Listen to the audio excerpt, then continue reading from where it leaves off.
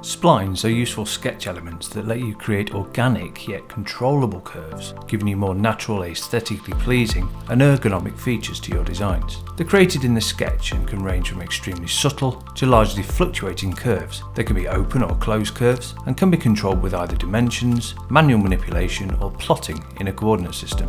Okay, so let's start a spline here. It's a good idea to use the XY origin as a placement reference for your spline. What you're essentially doing is creating a set of points through which the spline travels. You can have as many or as few as you want, ideally more than 2 though, or you'll just get a straight line.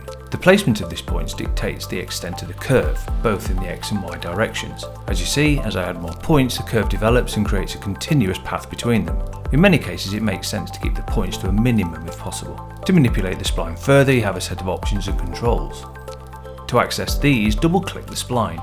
Here we've got the choice to add, move or delete the points. These are called interpolation points. To move them, simply drag with the left mouse button.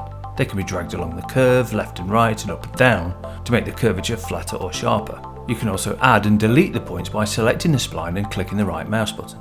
Selecting the control points option here gives a more subtle control. See which way suits you best. I think of it like pulling the spline with a piece of string. Clicking the Display Tools button shows an exaggerating impression of the curvature value at that stage of the curve. These are great for checking the smoothness of the curve as it develops and changes from positive to negative values.